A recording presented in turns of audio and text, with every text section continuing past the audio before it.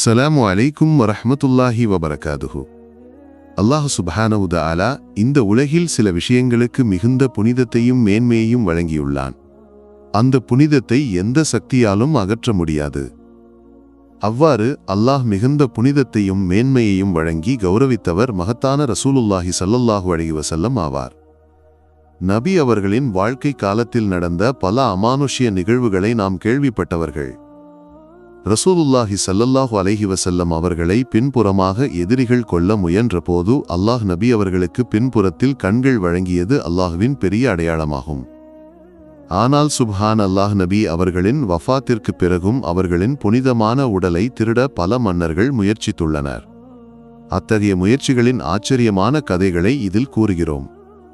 முதலாவதாக மிஸ்ரின் மன்னரான அம்ருல் அபீதியின் கதை. ஒரு இரவில் நபி ஸல்லல்லாஹு அலைஹி வஸல்லம் அவர்களின் புனித உடலை திருட இந்த மன்னர் தனது பின்பற்றுபவர்களை அனுப்பினார். ஆனால் அவர்கள் கப்ருக்கு அருகில் சென்றபோது சுப்ஹானல்லாஹ், ஆச்சரியமான நிகழ்வு நடந்தது. அல்லாஹ் அங்கு ஒரு காற்றை அனுப்பினான். அதனால் பூகம்பம் ஏற்பட்டு அந்த மக்கள் அனைவரும் அழிந்தனர். இரண்டாவதாக நபி அவர்களின் திரு உடலை கப்ரை உடைத்து எடுத்துச் செல்ல வந்த ஸ்பெயினைச் சேர்ந்த தீயவர்களின் விசித்திரமான நிகழ்வு. நபி ஸல்லல்லாஹு அலைஹி வஸல்லம் அவர்கள் மதீனாவின் சுல்தானிடம் கனவில் இருவரிடமிருந்து என்னை காப்பாற்று என்று கூறியிருந்தார்கள்.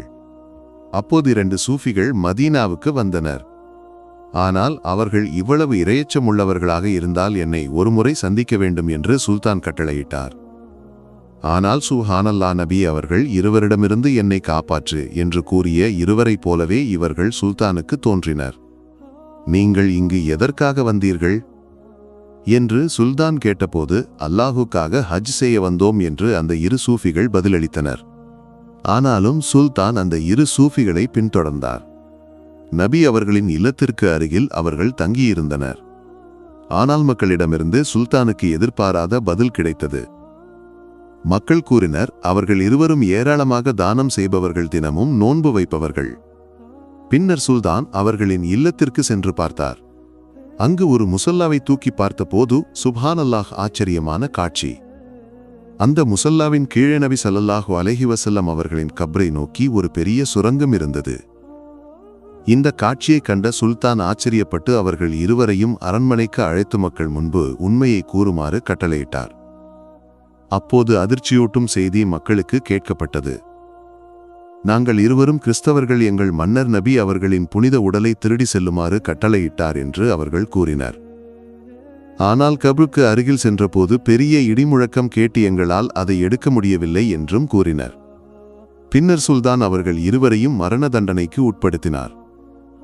அல்லாஹ் சுப்ஹானஹு வ தஆலா நபியை மேலும் நேசிக்க நமக்கு தௌஃபீக் அளிக்கட்டும். இந்த வீடியோ உங்களுக்கு எட்ட காரணமானவர்களுக்கு பிரார்த்தனை செய்யுங்கள். இன்ஷா அல்லாஹ் மற்றொரு தனித்துவமான வீடியோவுடன் சந்திப்போம். துஆவுடன். அஸ்ஸலாமு அலைக்கும் வரஹ்மத்துல்லாஹி வபரகாதுஹு.